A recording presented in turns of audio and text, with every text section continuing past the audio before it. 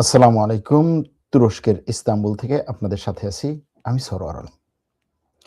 আমরা যুদ্ধ নিয়ে কথা বলতে, বলতে একটা দিকে চলে যাচ্ছি। সেটা হচ্ছে বাহ্যিক দৃষ্টিতে আমরা যেগুলো দেখি সেগুলো।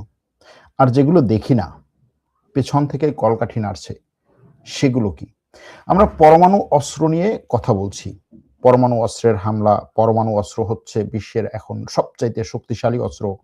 এটাই হচ্ছে এখন ডিটারেন্স বা শত্রুকে ভয় দেখানোর এখনো পর্যন্ত সবচেয়ে বড় অস্ত্র। কিন্তু যদি প্রশ্ন করি যে পরমাণু অস্ত্রের চেয়েও বড় অস্ত্র এখন কি? অনেকে অনেক কিছু বলবেন। কিন্তু একটা কোম্পানির কথা ভাবুন। Technological company. যেই কোম্পানিটি আপনার সবকিছু সে দেখছে। আপনার হৃদয়ের স্পন্দন পর্যন্ত সে দেখছে। কিভাবে সম্ভব? একটু অতিরঞ্জিত হয়, তাই না? মনে হয় যে একেবারে সরোয়ার ভাইকে অনেক রেশনাল ভাবতাম। এখন দেখি অনেক বেশি অতিরঞ্জিত হয়ে যাচ্ছে। না। আপনার প্রত্যেকটা পদক্ষেপ মনিটর করার মতো ক্ষমতা বা শক্তি যদি একটা কোম্পানির থাকে এবং আপনি আগামী ৪-৫ দিন, ৬ দিন, ৭ দিন কোন পদক্ষেপ নিতে পারেন, আপনি কি সিদ্ধান্ত নিতে পারেন সেটা যদি সে ধারণা করতে পারে, তাহলে আপনি তার কাছে কিচ্ছু না। এভাবে ভাবুন, আপনারা আমার লাইভ দেখছেন, ভিডিও দেখছেন। এই ভিডিও দেখার সময় আপনাদের যে অভিব্যক্তি, বিভিন্ন সময়ে আপনারা হয়তো নিজেরা বুঝতেছেন না। আপনার চোখে মুখের চেহারার অভিব্যক্তি একেকটা তথ্যের উপরে ভিত্তি করে। সেই অভিব্যক্তির পরে আপনার কমেন্ট, আপনার বন্ধুর সাথে মন্তব্য এটা নিয়ে আপনার বন্ধুর কমেন্ট, লেখা, ফোনে কথা বলা, শেয়ার করা, এটার উপরে ভিত্তি করে আপনার সিদ্ধান্ত নেয়া। এটার উপরে ভিত্তি করে আপনার এক জায়গা থেকে আরেক জায়গায় যাওয়া। আপনি এক দেশ থেকে আরেক জায়গায় দেশের টিকিট কেটে তারপরে বিমানে যাচ্ছেন, টাকা পে করছেন, ব্যাংকের মাধ্যমে টাকা পাঠাচ্ছেন অন্য একজনের কাছে। সে ওই টাকাটা ওই ব্যাংক থেকে তুলে নিয়ে যাচ্ছে বাজারে, বাজার থেকে বাজার করে বাসায় নিয়ে আসছে। এই পুরো জিনিসটা যদি মনিটর করা যায়, বিষয়টা কেমন হয়? বিষয়টা কেমন হয়? এটা হচ্ছে আপনি একজন সাধারণ মানুষ। এখন ধরেন আপনি সাধারণের একটু উপরে। আপনি কোনো একজন রাজনৈতিক ব্যক্তি, আপনি কোনো একজন উদীয়মান রাজনীতিবিদ, আপনি কোনো একজন বন্ধু সার্কেলের মধ্যে একটু প্রভাব বিস্তার করতে পারেন, আপনার কথা শোনে এরকম একজন ব্যক্তি। আপনার ব্যাখ্যা বিশ্লেষণগুলো আপনার আশেপাশে যারা আছে তারা এটাকে গুরুত্ব দেয়, এরকম একজন ব্যক্তি এবং সেগুলোর উপর ভিত্তি করে তারা বিভিন্ন ধরনের সিদ্ধান্ত নেয়। এ ধরনের একজন ব্যক্তি, যে ব্যক্তিটি তার প্রভাবকে বা তার এই সক্ষমতাটাকে, তার এই অভিজ্ঞতাটাকে মানুষের মাঝে ছড়িয়ে দিতে চাচ্ছেন। আপনি কার সাথে কথা বলছেন, কবে বসছেন, কোথায় বসছেন, আপনার বাসার ওয়াইফাই ওপেন আছে কিনা, সেই ওয়াইফাই আপনি কোন রুমে আছেন সেটা নির্ধারণ করছে। আপনার হৃদস্পন্দনের সাথে আপনার ওয়াইফেরটা ভিন্ন, আপনার ছেলেরটা ভিন্ন, আপনার মেয়েরটা ভিন্ন, আপনার বাবারটা ভিন্ন, আপনার মায়েরটা ভিন্ন। ওয়াইফাই সেটাকে অনুধাবন করছে, ডাটা পাঠাচ্ছে যে হ্যাঁ, এখন উনি বাসায় আছেন, ওই রুমে আছেন, বাথরুমে গেছেন, তার আম্মা ওই রুমে আছে। হৃদস্পন্দন থেকে। এবং এই যে ডাটাগুলো, আপনি গাড়িতে চড়ছেন, কোন গাড়িতে যাচ্ছেন, কোথায় যাচ্ছেন, কোন জায়গায় আপনি বারবার যাচ্ছেন, কার সাথে আপনি সবচেয়ে বেশি মিশছেন, বসছেন, আপনার সার্কেলে টোটাল কতজন লোক আছে আপনি নিজেও জানেন না, কিন্তু সে জানে। আপনি জামা পরার সময় প্রত্যেকবার আপনি কি ধরনের অঙ্গভঙ্গি করেন এটা আপনি নিজেও জানেন না, কারণ অবচেতন মনে আপনি জামা পরতেছেন। আপনার জামা পরার স্টাইলের সাথে আমার জামা পরার স্টাইলটা ভিন্ন। আমারটা হয়তো আমি নিজেও জানি না, এটা একটা অভ্যাস হয়ে গেছে। আপনারটা আপনি নিজেও জানেন না, অভ্যাস হয়ে গেছে। কিন্তু সে এই যে আপনারটা থেকে আমারটা ভিন্ন, এটাকে সে অবজার্ভ করে সে জানে যে এই লোক জামা পরলে এইভাবে পরবে। আমার চেহারা না দেখলেও আমি যদি বাসা থেকে জামা পরি, শার্ট পরি, সে ওটার উপরে ভিত্তি করে যে হ্যাঁ এই শার্ট পরার স্টাইল হচ্ছে 100%, এর বাইরে কিছু নাই। আমরা যেই সমস্ত ঔষধ খাই, ঔষধ কি? জ্বরের ঔষধ, প্যারাসিটামল খাবেন জ্বর ভালো হবে। কিসের উপরে ভিত্তি করে এই প্যারাসিটামল খেলে জ্বর ভালো হয় এটা নির্ধারণ হয়েছে? 100 মানুষকে এই ঔষধটা তৈরি করার পরে বিভিন্ন ধরনের উপাদান এবং ওই রোগকে নির্ণয় করে তৈরি করার পরে 100 মানুষকে এটা খাওয়ানো হয়েছে, 90%, 99% মানুষ ভালো হয়েছে। হ্যাঁ, এটার ঔষধ। অর্থাৎ স্ট্যাটিস্টিকের উপরে ভিত্তি করে আপনার ঔষধটাকে নির্ধারণ করা হয়। আমরা এটা করোনা ভাইরাসের সময় কিন্তু দেখেছি যে একটা ভাইরাস, একটা ঔষধ এই ভাইরাস আক্রান্ত ব্যক্তিদের মধ্যে প্রয়োগ করার পরে সেটার সফলতার পার্সেন্ট কত সেটার উপর ভিত্তি করে হচ্ছে সেই ভাইরাসটার সফলতাকে, সেই ঔষধটার সফলতাকে নির্ধারণ করা হয়। ঠিক একইভাবে আপনি প্রত্যেক দিন ওঠার পরে কি স্টাইলে হাঁটেন, এটা যদি 6 মাস হচ্ছে শুধুমাত্র আপনার হাঁটার স্টাইলটাকে, আপনার পা ফেলার স্টাইলটাকে যদি হচ্ছে মানে মনিটর করা হয় এবং সেটাকে অ্যানালাইসিস করা হয়, 6 মাস পরে বলা যাবে 1 লাখ মানুষের মধ্যেও যদি শুধুমাত্র ওই পাটুকু দেখা যায়, বলা যাবে যে এই লোকটা আপনি। এখন এটা করার জন্য কি করতে হবে? বিশাল পরিমাণে ডাটা অ্যানালাইসিস করতে হবে। সাধারণ মানুষের পক্ষে এত বিশাল ডাটা অ্যানালাইসিস করা সম্ভব না। এই ডাটা অ্যানালাইসিস করে কোন কোম্পানি? আছে নাকি এমন কোন কোম্পানি? আরো একটু পিছনে যাই। 1970-80 সালের দিকে আমেরিকা কিছু গোয়েন্দা স্যাটেলাইট পাঠায়। গোয়েন্দা স্যাটেলাইট কি কাজ করে? আকাশে যায়, মহাকাশে, মহাশূন্যে। কি কাজ করে? পৃথিবীর বাইরে যায়। কি কাজ করে? আপনার বাড়িতে তো আর যায় না, আপনার দেশে তো আর যায় না, পৃথিবীর বাইরে যায়। কি কাজ করে? পৃথিবীর প্রত্যেকটা জিনিসকে সে অবজার্ভ করে।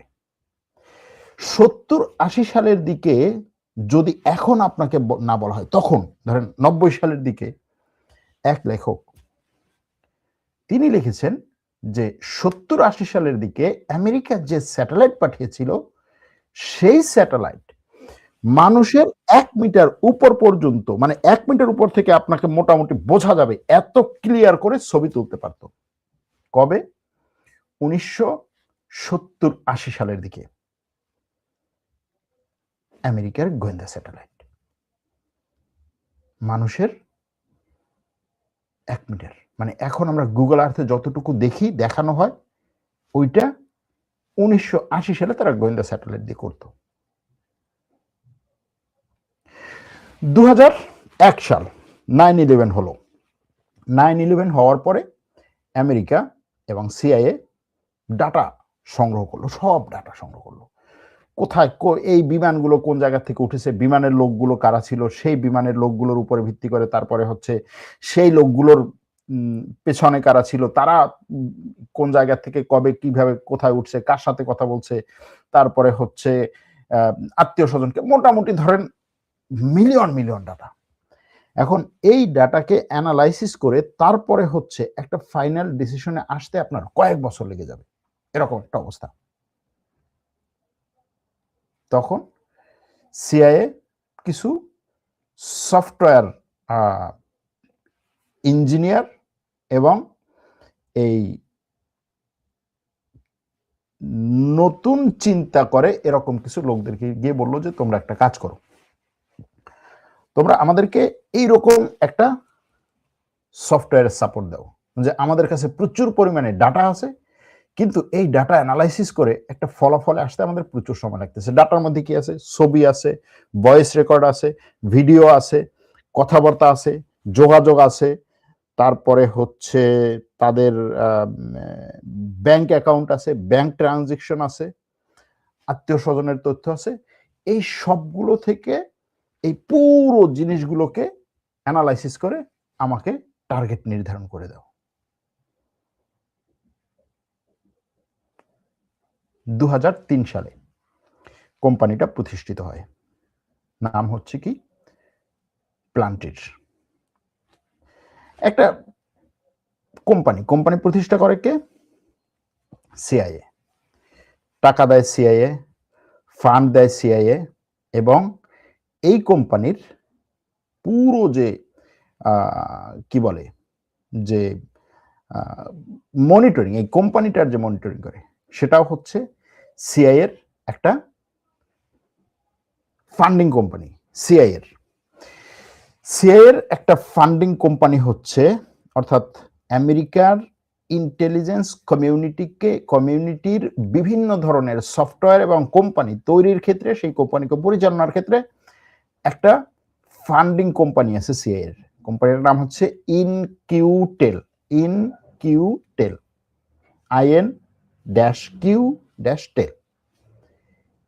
এই কোম্পানিটা তাকে টাকা দেয় যে তুমি এটাকে বড় করো, সামনে আসার দরকার নেই, তুমি আমাকে ডাটা অ্যানালাইসিস করবা। 2003 সাল, আফগানিস্তান যুদ্ধ শুরু, ইরাক যুদ্ধ শুরু, মানুষ মারছে আমেরিকার সৈন্যরা। ডাটা অ্যানালাইসিস করছে প্লান্টির কোম্পানি। মানুষ মারছে আমেরিকার সৈন্যরা, পুরো এলাকাকে হচ্ছে জুড়ে, তারপর বলছে যে এই এই এই এই লোকগুলো হচ্ছে তোমার জন্য পোটেনশিয়াল থ্রেট। সাধারণ মানুষ সত্যি সত্যি থ্রেট না, ডাটা অ্যানালাইসিস করে সে তথ্য দিচ্ছে, ওটার উপর ভিত্তি করে সে মানুষ মারছে। মাইন সরানো, কোথায় মাইন আছে, কোথায় হচ্ছে বডি ট্র্যাপ আছে, কোথায় আপনার রকেট লঞ্চার আছে, কোথায় আপনাকে নিয়ে আলোচনা হচ্ছে, কোথায় আপনার বিপক্ষের শত্রুরা সিদ্ধান্ত নিচ্ছে, সেই সিদ্ধান্ত কোন রুমে নিচ্ছে, কারা কারা সেই সিদ্ধান্ত নেওয়ার ক্ষেত্রে আছে, তারা কার কার সাথে দেখা করছে, যোগাযোগ করছে, তাদের পুরো নেটওয়ার্কটা কি, বসে বসে অ্যানালাইসিস করছে একটা কোম্পানি। ডাটা আসছে কোত্থেকে আসছে? সোশ্যাল মিডিয়া অ্যাকাউন্ট থেকে আসছে, মোবাইল থেকে আসছে, কম্পিউটার থেকে আসছে, ফোন কল থেকে আসছে, মেসেজ থেকে আসছে, স্যাটেলাইট ইমেজ থেকে আসছে, ব্যাংক ট্রানজেকশন থেকে আসছে, আপনার হচ্ছে গাড়িতে চলছেন সেখানের ছবি থেকে আসছে, সিসিটিভি ক্যামেরার থেকে আসছে, মানুষের দেয়া ডাটা আসছে, আপনার গোয়েন্দাদের দেয়া ডাটা আসছে, ওপেন সোর্স থেকে আসা ডাটা আসছে, সরকারের মধ্যে বিভিন্ন সংস্থার যে সমস্ত তথ্য আছে, ধরেন আপনার এনআইডি কার্ড, পাসপোর্ট, আপনার হচ্ছে বিভিন্ন ধরনের সরকারি রেকর্ড, আপনার কোন কোম্পানিতে চাকরি করছেন সেই কোম্পানির রেকর্ড, সব কিছু সে একা অ্যানালাইসিস করছে, এরপরে বলছে এই লোক হচ্ছে তোমার টার্গেট। করোনা ভাইরাসের সময়, করোনা ভাইরাসে কি হচ্ছে? ভাইরাসটা কার শরীরে আছে, সেখান থেকে কার দিকে যাচ্ছে, সে কার কাছ থেকে পাচ্ছে, সে কোথায় কোথায় যাচ্ছে, কোথায় হাঁটছে, কোথায় যাচ্ছে না, কোন এলাকায় সবচেয়ে বেশি ভাইরাস আক্রান্ত লোক আছে, এই ভাইরাসের যে টিকাগুলো কোন জায়গা থেকে কতটুকু যাচ্ছে, কোন জায়গায় কতগুলো টিকা যাচ্ছে, সেই টিকাগুলোর কতটা হচ্ছে দেয়া হচ্ছে, কতটা দেয়া হচ্ছে না, কতটা দরকার, কতটা দরকার না, পুরো ডাটা বিশ্লেষণ করে সে তথ্য দিচ্ছে। আমরা দেখছি রাজনৈতিক নেতারা, বিভিন্ন দেশের রাষ্ট্র নেতারা কথা বলছেন করোনা ভাইরাস নিয়ে, কিন্তু ডাটা আসছে প্লান্টির থেকে। এখনো এটাকে আপনার কাছে সিরিয়াস বা খুব বড় ধরনের কোন একটা কোম্পানি মনে হয় না, কারণ হচ্ছে এটা ডাটা শেয়ার করতেছে, ডাটা অ্যানালাইসিস করতেছে। ডাটা অ্যানালাইসিস করার জন্য তো এখন কত কোম্পানি আছে, আর্টিফিশিয়াল ইন্টেলিজেন্স এখন তো সবাই আছে। কিন্তু যদি আমি এর চেয়েও হচ্ছে ডেঞ্জারাস জায়গায় আপনাকে নিয়ে যাই, গাজা ভূখণ্ডে ইসরায়েলের আক্রমণ, ইসরায়েল গাজায়, লেবাননে, ইরানে টার্গেট করে করে মানুষগুলোকে হত্যা করেছে। আমরা করছি না যে ইসরায়েল খালি টার্গেট করে হয়, আর হচ্ছে ইরান টার্গেট করে, টার্গেট হয় না, টার্গেটে পড়ে না। আপনি ধারণা করতেছেন যে এই লোকটা হচ্ছে অমুক বাসায়।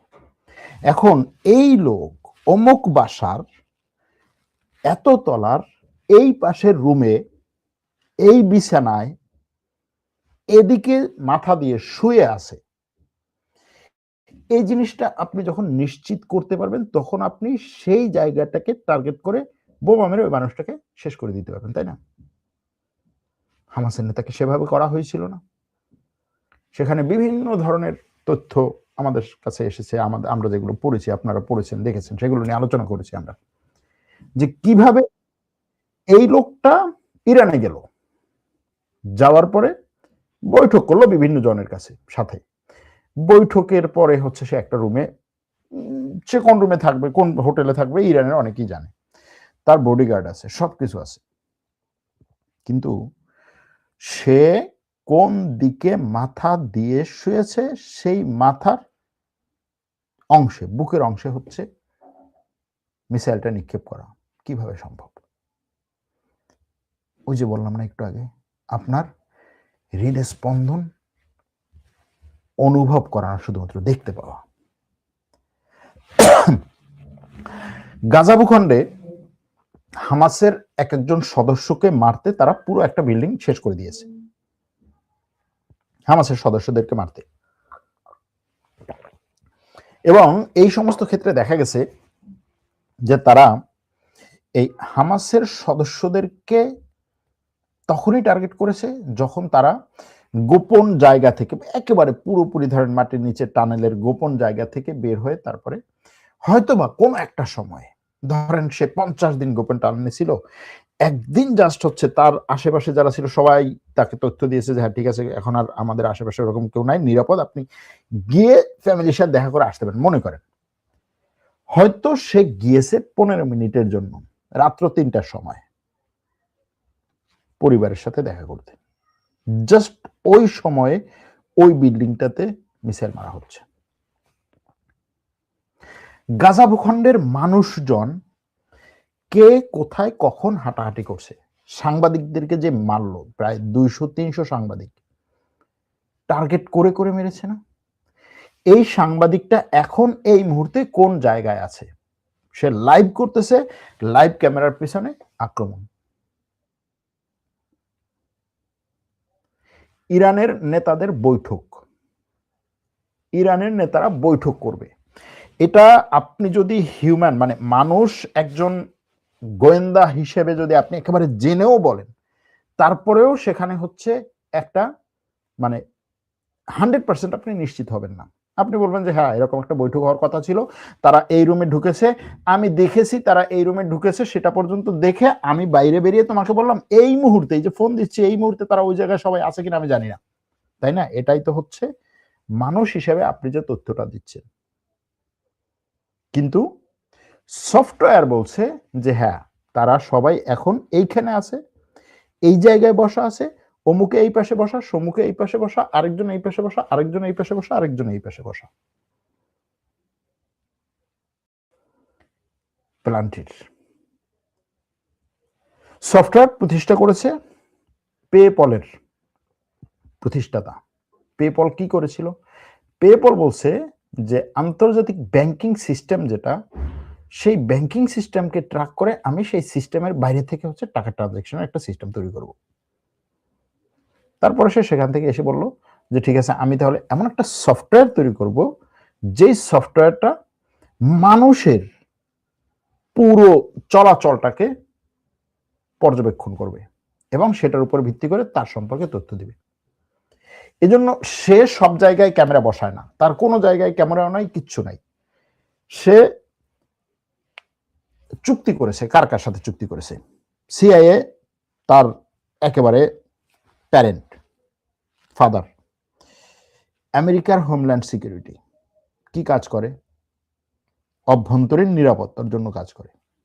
আমরা যদি বলি স্বরাষ্ট্র মন্ত্রণালয়, আমেরিকার বর্ডার গার্ড, অভিবাসন বিরোধী আইস, আমেরিকার পররাষ্ট্র মন্ত্রণালয়, আমেরিকার প্রতিরক্ষা মন্ত্রণালয় পেন্টাগন, আমেরিকার সবগুলো সামরিক বাহিনী, নৌবাহিনী, বিমান বাহিনী, পদাতিক বাহিনী, পুলিশ, আমেরিকার যতগুলো গোয়েন্দা সংস্থা আছে, সিআইএ, এনএসআই, তারপরে আরো যেগুলো যেগুলো আছে, যতগুলো গোয়েন্দা সংস্থা, সবাই এই কোম্পানি থেকে সফটওয়্যার নিচ্ছে ডাটা অ্যানালাইসিসের জন্য। আগে কি ছিল? আগে একটা জিনিস ছিল যে, ধরেন আমরা টাচ মোবাইলের সাথে যদি তুলনা করি, টাচ মোবাইল আগে বাটন মোবাইল ছিল। আপনি বাটন মোবাইল নিতেন, ফোন করতেন, বাটন মোবাইল বন্ধ করে রেখে দিতেন, ওই মোবাইলের সাথে আর কারো যোগাযোগ নাই। একটা সিম আছে, হয়তো সিমের লোকেশনটা মোটামুটি যদি ওই কোম্পানি চায় তখন। মোবাইল আপনি কিনেছেন, আপনি ইচ্ছা মতো ব্যবহার করতেছেন, আর হচ্ছে কারোর সাথে আপনি এটা নিয়ে বাধা না। শুধুমাত্র ওই মোবাইল কোম্পানির কাছে যদি আপনি কিছু টাকা দেন, আপনি কয় মিনিট ফোনে কথা বলতে পারবেন সেটাও। টাকা দিলে আপনি ওই ফোনে কথা বলার টাইমটা আপনি নিয়ে নিয়েছেন, মোবাইল কোম্পানির সাথে আপনার যোগাযোগ শেষ, তাই না? মোবাইল কোম্পানির আর কিছু আছে আপনার উপরে? নাই। এখন কি? এখন আপনি মোবাইল কিনছেন ঠিকই, আপনি ওই জিনিসটা আপনার না। সফটওয়্যার এমন একটা জিনিস, আগে কি ছিল? আগে হচ্ছে আমরা সফটওয়্যার কিনতাম, ধরেন সিডিতে আপনি সফটওয়্যার কিনতেন, নিয়ে এসে কম্পিউটারে ব্যবহার করতেন, ইন্টারনেট নাই, কিছু নাই, সিডি থেকে আপনি সফটওয়্যারটা ব্যবহার করতেন। কোম্পানির সাথে আপনার যোগাযোগ নাই, কোম্পানি আপনার উপরে কন্ট্রোল করতে না। এখন আপনি সফটওয়্যার কিনছেন না, ভাড়া নিচ্ছেন। ভাড়া নেওয়া মানে কি? জিনিসটা আপনার না। ভাড়া নেওয়া মানে জিনিসটা আপনার না। এই মোবাইল আমরা ব্যবহার করতেছি, হ্যাঁ, কিনেছি ঠিকই, কিন্তু এর সফটওয়্যার সে বলতেছে আমার মোবাইল কিনলে সফটওয়্যার আমি ফ্রি দিচ্ছি। সে ফ্রি দিচ্ছে না, সে আপনাকে কন্ট্রোল করছে, পুরোপুরি কন্ট্রোল করছে। আপনি কি করছেন, কার কাছে মেসেজ পাঠাচ্ছেন, কোথায় মেসেজ পাঠাচ্ছেন, কোন জায়গায় কি শেয়ার করতেছেন, সবকিছু।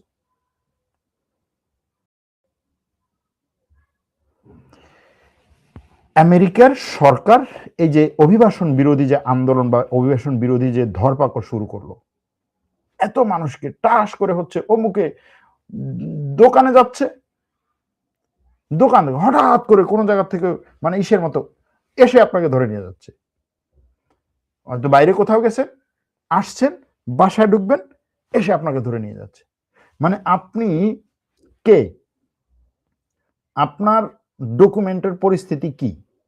আমেরিকার হাজার হাজার লক্ষ লক্ষ মানুষের মধ্য থেকে এগুলো ফাইনাল করে, যাচাই বাছাই করে, এরপরে আপনি টার্গেট এটা নিশ্চিত করে, নির্ধারণ করে যে হ্যাঁ এই টার্গেট, এই টার্গেটটা এই মুহূর্তে কোথায় আছে, সেটা সে এই আইন শৃঙ্খলা রক্ষাকারী বাহিনীকে বলে দেয় যে এই মুহূর্তে এই টার্গেট অমুক জায়গায় আছে। আইন শৃঙ্খলা রক্ষাকারী বাহিনী গিয়ে তাকে ধরে। এখন এই প্লান্ট্রির কোম্পানি, আমি আপনাকে একটু জাস্ট কোম্পানিটার ছবিটা দেখাই, যদি কারো মাথার মধ্যে থাকে, হয়তো দেখা গেল যে পরবর্তীতে হয়তো কাজে লাগবে আর কি। প্লান্ট্রির ইজ ওয়াচিং ইউ, এটার বিরুদ্ধে বিভিন্ন ধরনের এখন আন্দোলনও চলতেছে।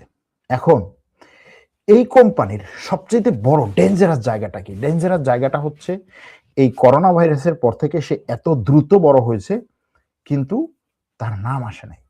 সিআইএ, আমেরিকার ইন্টেলিজেন্সের নিষেধ ছিল, যতদিন পর্যন্ত আমরা না বলবো ততদিন পর্যন্ত এই কোম্পানিকে নিয়ে কোনো সাংবাদিক গুতাগুতি করতে পারবে না।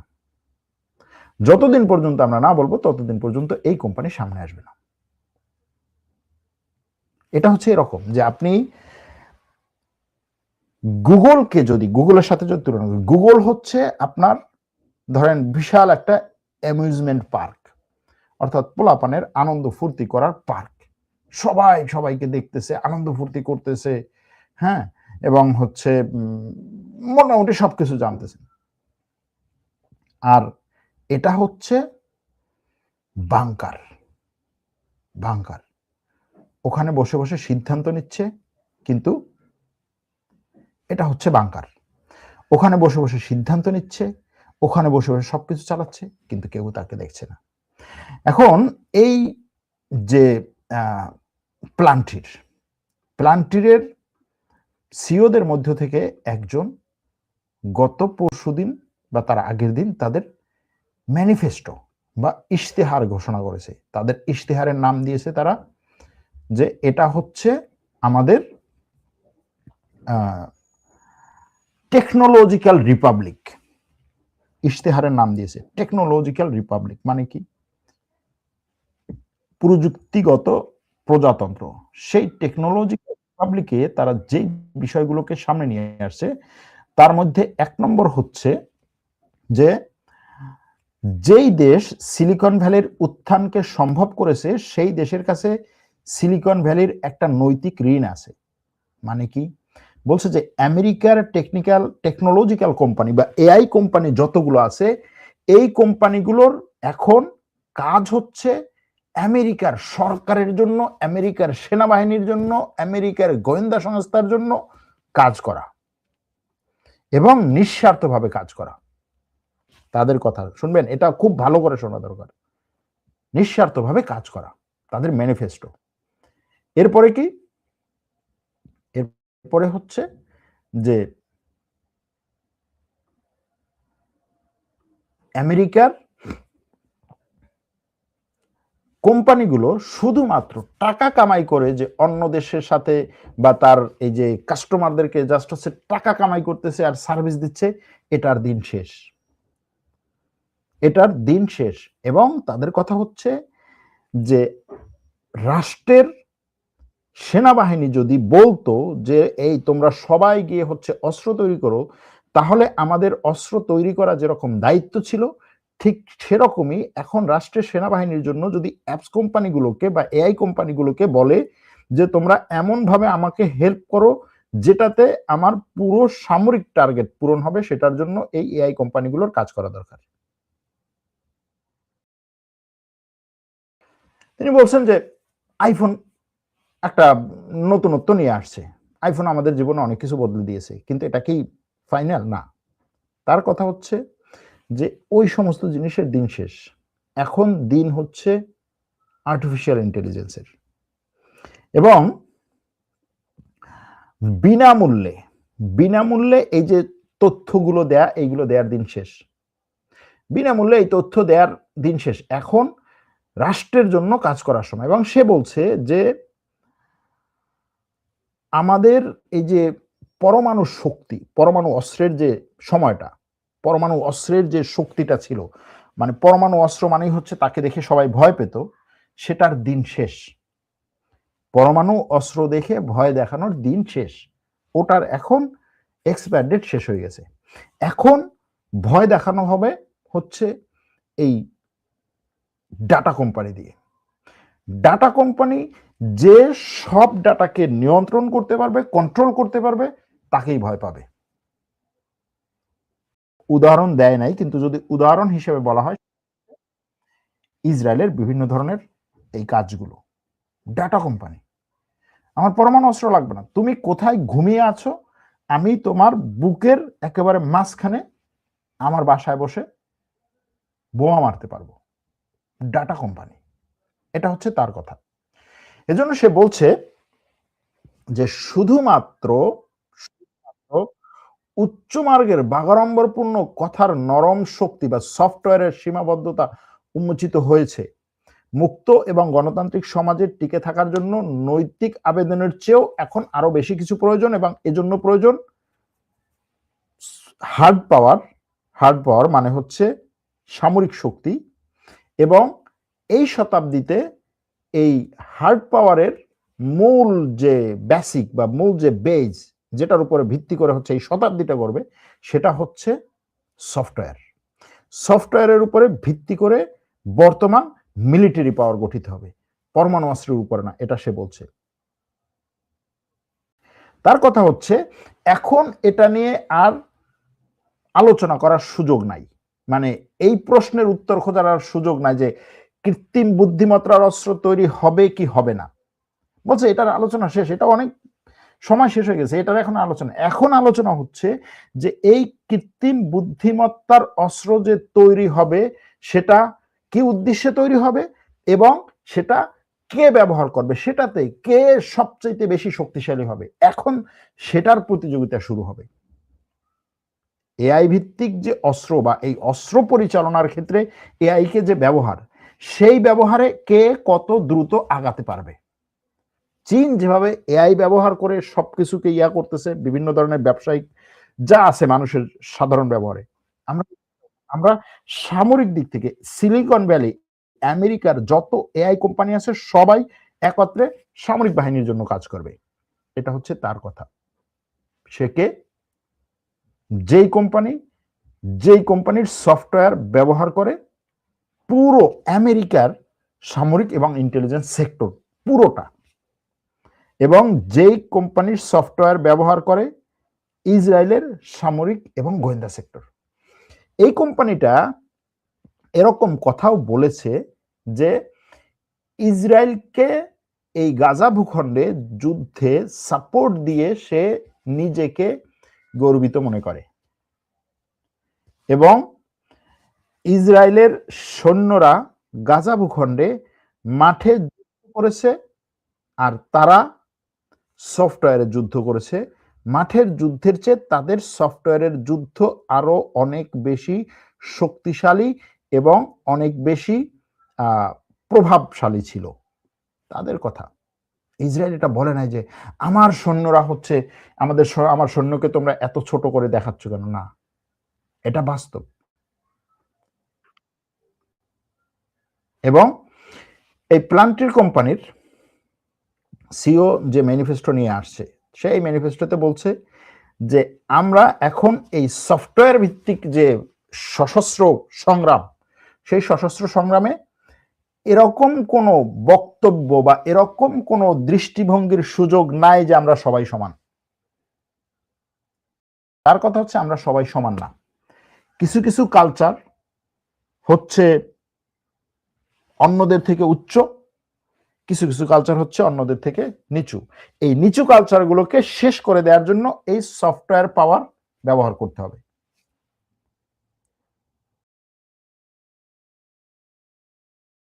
নিচু কালচারগুলোকে শেষ করে দেওয়ার জন্য এই সফটওয়্যার পাওয়ার ব্যবহার করতে হবে।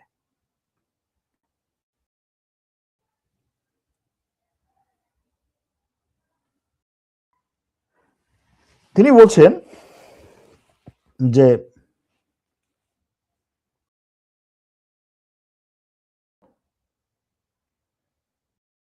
The atomic age is ending, মানে পরমাণু অস্ত্রের যুগ শেষ। এই যে শত্রুকে ভয় দেখানোর যে অস্ত্রটা ছিল, যেটা হচ্ছে পরমাণু অস্ত্র, সেটা শেষ। এখন আসছে হচ্ছে এআই ভিত্তিক শত্রুকে ভয় দেখানোর যুগ। মানে আমার এআই পরমাণু অস্ত্র দেখলে কি হতো, যে আমি পরমাণু অস্ত্র দিয়ে তোমার সবকিছু কিন্তু ধ্বংস করে দিতে পারবো, আমার হাতে এটা আছে। সে বলছে ওটার চাইতেও এই আমাদের যে সফটওয়্যার বা এআই ভিত্তিক যে টেকনোলজি, যেটাকে আমরা সামরিক সেক্টরে পুরোপুরি হচ্ছে দিয়ে গত 21 বছর ধরে এটার ধীরে ধীরে প্রমাণ করে সামরিক শক্তিগুলোর থেকে, সামরিক সেক্টরগুলোর থেকে এটার বিশ্বস্ততা নিয়ে আমরা এটা প্রয়োগ করেছি। কোন কোন জায়গায় প্রয়োগ করেছি দেখেন। দুনিয়াকে গত 10 বছরে যদি বলি, সবচাইতে বেশি ধাক্কা দিয়েছে যে জিনিসগুলো পুরো দুনিয়াকে, ধরেন একটা দেশে যদি পরমাণু অস্ত্র নিক্ষেপ হতো তাহলে যে ধাক্কাটা পেত দুনিয়া, তার চাইতেও বড় ধাক্কা দিয়েছে কোন জিনিসগুলো? করোনা ভাইরাস, ইউক্রেন যুদ্ধ, গাজা যুদ্ধ, ইরান যুদ্ধ। এই 4টা জায়গায় এই সফটওয়্যারটা সিরিয়াস ভাবে ব্যবহার করা হয়েছে, সিরিয়াস ভাবে। মানে পুরো সেনাবাহিনী এই সফটওয়্যার ব্যবহার করছে, পুরো একেবারে মাঠে ঘাটে সব জায়গায়। ডাটা, পুরো সব ডাটা। আপনার কোথা থেকে ড্রোন লঞ্চ হতে পারে, কোন জায়গা থেকে আপনার মিসাইল লঞ্চ হতে পারে, মিসাইল লঞ্চ করার আগে ওই যে বললাম না যে সরোয়ার আগামী 5 দিনে কোন বিষয় নিয়ে কথা বলবে, কি কথা বলবে, এটা যদি আপনারা বুঝতে পারেন, আপনারা আগে ধারণা করতে পারেন, আমার ভিডিওতে দেখার দরকার নেই। অনেকে প্রশ্ন করেন না যে ভাই যুদ্ধ কোথায় যাচ্ছে, যদি আমাদেরকে একটু আগে থেকে বলেন, ভাই আপনি একটু বলেন না যুদ্ধটা শেষ হবে কিনা, কোন দিকে যাবে। এই যে প্রেডিকশন বা এই যে ধারণা, এটা যদি কেউ যুদ্ধের ময়দানে করতে পারে, সে তো আপনার থেকে অনেক আগানো। এবং এই যে আপনি কোথায় আছেন, কার সাথে বসছেন, কখন বসছেন, কোন গাড়িতে যাচ্ছেন, কখন যাচ্ছেন, আপনার গাড়ির কি বলে, গাড়ি কত দ্রুত যাচ্ছে, কেন দ্রুত যাচ্ছে, ড্রাইভারের সাথে আপনার কি কথা হচ্ছে, আপনি ড্রাইভারকে কি নির্দেশ দিচ্ছেন, আপনি যেখানে যাচ্ছেন সেখানে যাওয়ার পরে গাড়ির থেকে নেমে আপনি কত দ্রুত হচ্ছে ওই অফিসে ঢুকছেন, সবকিছুর উপরে ভিত্তি করে তারপরে হচ্ছে সে সিদ্ধান্ত নেয়, ডিসিশন নেয়। এই সিদ্ধান্তটাকে সে জাস্ট হচ্ছে যে এটাকে মানে এটার উপরে ভিত্তি করে যে অ্যাকশন নেবে তাকে জানাচ্ছে। এখন এই যে রিপাবলিক ম্যানিফেস্টো বা প্রজাতন্ত্র ম্যানিফেস্টো, যেটা সে প্রজাতন্ত্র ম্যানিফেস্টোতে অনেকগুলো জিনিস নিয়ে আসছে, অনেক দিন পরে তারা ওপেন হয়েছে জাস্ট এই যুদ্ধের শুরুতে। এই গাজা যুদ্ধ থেকে তারা অনেক বেশি ওপেন হয়েছে এবং তারা গাজা যুদ্ধে যে পরিমাণ ইসরায়েলকে সহযোগিতা করেছে এবং সেই সহযোগিতার কারণে তারা আরো অনেক বেশি কন্ট্রাক্ট পেয়েছে, অনেক বেশি টাকা পেয়েছে, শুধুমাত্র অস্ত্রের ক্ষেত্রেই না, শুধুমাত্র এই যে সামরিক ক্ষেত্রেই না, ব্যাংকিং সেক্টরে, এরপরে হচ্ছে ইনভেস্টমেন্ট সেক্টর, ফরেক্স ইনভেস্ট করেন না, অথবা ধরেন বিভিন্ন দেশের পুঁজিবাজারে ইনভেস্ট করেন, অথবা আপনি ইনভেস্ট করতেছেন হচ্ছে এই এটাকে কি বলে ক্রিপ্টোকারেন্সিতে, এই ইনভেস্টমেন্টের ক্ষেত্রে সে সফটওয়্যার দিচ্ছে, যেই সফটওয়্যার পুরো ডাটা অ্যানালাইসিস করে তারপরে হচ্ছে আপনার কাছে একটা সলিউশন দিচ্ছে। শুধু তাই, এখন আমার এক দর্শক প্রশ্ন করেছিলেন যে ভাই আপনি যে এই সমস্ত বলেন যে আমি অমুক নিয়ে হচ্ছে আজকে ভিডিও করব, ভিডিওটা শুনলে আমার লাভ কি? শুনে আপনার কোন লাভ না। আমি ওই দর্শককে লিখেছিলাম যে আপনি যে প্রশ্নটা করছেন যে ভাই বলেন তো আপনার এই ভিডিও শুনলে আমার লাভ কি, তারপরে শুনবো। আপনারা যদি আমি বলি, ব্যাখ্যা দেই যে আমার ভিডিও শুনলে আপনার লাভ কি, তারপরে আপনি কোনো লাভ পাবেন না। কারণ হচ্ছে এই প্রশ্ন যে করে তাকে ওই উত্তর দেওয়ার পরে লাভ পাবে, এই ভিডিও থেকে তার লাভ হবে সেটা সে বুঝবে, কনভিন্স হবে, তারপরে ভিডিও দেখবে, এটা কখনো সম্ভব না। এবারে আসি তারপরেও যারা এই প্রশ্ন করেন নাই তাদের জন্য কেন এই ভিডিওটা করলাম। এই ভিডিওটা করার জন্য হচ্ছে আমার সত্যি কথা বহু পড়ালেখা করতে হয়েছে, ঘাটাঘাটি করতে হয়েছে। হয়তো যতটা তথ্য আমি পেয়েছি আপনাদের সামনে ততটা হচ্ছে সেভাবে উপস্থাপন করতে পারি নাই। ধরেন এখানে তথ্য আছে, এটা এই কোম্পানির সিইও কে, এই কোম্পানি কবে প্রথম প্রতিষ্ঠা হয়, তারপরে কার কাছ থেকে কিভাবে টাকা নেয়, তারপরে হচ্ছে কত তারিখে কার সাথে কোন ধরনের চুক্তি হয়, তারপরে হচ্ছে এখন তার অ্যাসেট আছে কত, সে আমেরিকার সাথে জাস্ট হচ্ছে গত কয়েকদিন আগে আমেরিকার প্রতিরক্ষা মন্ত্রণালয়ের সাথে কি ধরনের চুক্তি করেছে, কয়শো মিলিয়ন ডলারের চুক্তি করেছে, সেটার পরে তার বাজারের মানে শেয়ার মার্কেটের ভ্যালু কেন হচ্ছে 4% থেকে 70% বেড়ে গেল, একদিনে কেন এত ভ্যালু বাড়লো, এর পিছনে কারা কলকাঠি নাড়াচ্ছে, এরপরে হচ্ছে এটাকে কেন এখন কে সামনে নিয়ে আসছে, এই দিকে যাচ্ছি না। কিন্তু আমি এই যতটুকু এটা করে সামনে নিয়ে আসছি, এর কারণ হচ্ছে হয়তো আপনি আপনার চারপাশে এই কোম্পানিটা দেখবেন না, এই নাম দেখবেন না, হয়তো দেশি নাম দেখবেন, হয়তো দেখবেন গ্রামীণ, হয়তো দেখবেন হচ্ছে বাংলা, হ্যাঁ নামের সাথে গ্রামীণ, বাংলা, চেতনা, তারপরে হচ্ছে অনেক জিনিস, মানে আপনাকে আপনার দেশের, আপনার দেশীয় এই জিনিসটা বোঝাতে যা দরকার ওই ধরনের কিছু নাম দাম ব্যবহার করে দেখবেন যে আপনাকেই সার্ভেইলেন্স করতেছে, আপনার পেছনে গোয়েন্দাগিরি করতেছে। আগে আমরা বলতাম যে ভাই আপনি এত টেনশন করেন না, আপনার তথ্য নিয়ে হচ্ছে আমেরিকা করবে কি, আপনার পেছনে মানে সময় খরচ করতে বা আপনার পেছনে ঘুরতে তার যে সময় এবং অর্থ খরচ হবে সেটার যে সে হচ্ছে দাগে আসামিদের পেছনে ঘুরবে। এটা আমরা আগে বলতাম, এখন সেই দিন নাই। এখন হচ্ছে সে পুরো ডাটাকে একটা মানে পুলের মধ্যে বা একটা পুকুরের মধ্যে রাখে, তারপরে হচ্ছে সফটওয়্যার অ্যানালাইসিস করে। এই অ্যানালাইসিস যে সবসময় সঠিক বিষয়টা সেরকম না। এজন্য আপনার প্রত্যেকটা পদক্ষেপ, প্রত্যেকটা কাজ, প্রত্যেকটা জিনিসকে সে দেখতেছে, মনিটর করতেছে। এবং এটার বিরুদ্ধে আমেরিকাতে যথেষ্ট পরিমাণে আন্দোলন শুরু হয়েছে। হয়তো এই আন্দোলনে কোনো ফল নাও আসতে পারে, কিন্তু বড় বিষয় হচ্ছে যে এই জিনিসগুলো যে সামনে আসছে, আপনার আমার এই জিনিসগুলোর উপরে যে কাজ করা দরকার, চিন্তা করা দরকার, ফিউচারে হচ্ছে এগুলো আরো কি ধরনের প্রভাব ফেলতে পারে সেটা চিন্তা করা দরকার।